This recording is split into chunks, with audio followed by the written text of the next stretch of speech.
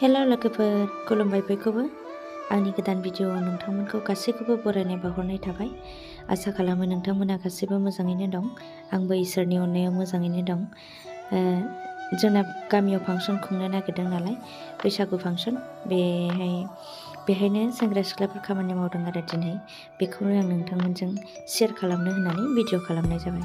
नोंथांमोना भिडिअ'खौ जोबजासिम नायलांदो अननानै। खामानिखौथ' जों मावखांखाबायमोन। ओरैनो जोंना सिबनायल'सोमोन नालाय, जायगा फोसाबनाय।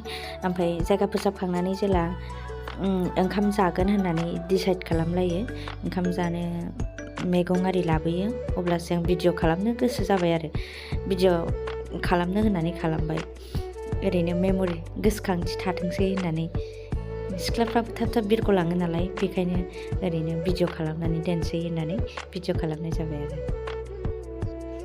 दा नैबे मैगं हानायनि नुथाय, मैगं हागासिनो आरो जोगोनार आलु सयाबिन लाब्रा, ओमफ्राय बिनि उनाव खिसुरि संनो नागिरदों। ओंखाम दालिजों ओंखाम खिसुरि। नोंथांमोना नायलांबाय थादो। थाखो मावबाय बिदि होनग्राया।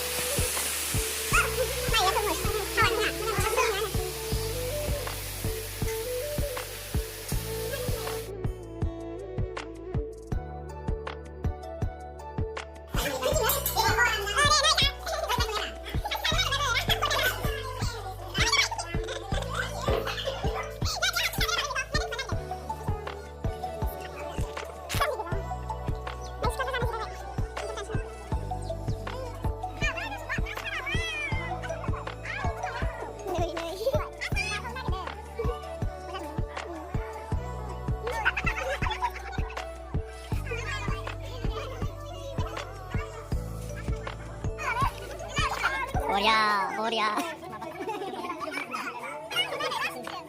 나웃.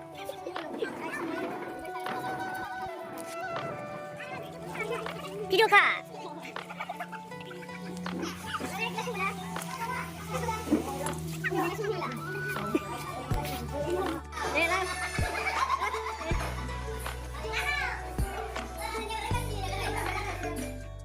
दिनैनि भिडिअखौ बेवहायनो दोनथ'नाय जासिगोन लोगोफोर।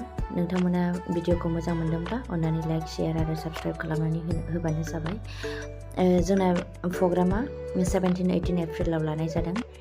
जोंहा दा बेवहाय सानै मेथाइ रोजाबगिरि लिंहरनाय जादों। आदा नयन बरगयारि बिथां आरो जाखांफुनाय मेथाइ रोजाबगिरि मिनिबाला नार्जारि बिथांजोखौ। दा बै सानखालि रायजो राजा नोंथांमोन बयखौबो जोंनि बे बैसागु फोरबो फालिनाय थिलियाव लैहोर लैहोर फैनानै जोंनि फोरबो फालिनायखौ मेहेरगोनां खालामफैनो खावलायहरनाय जाबाय। गोजोन्थों।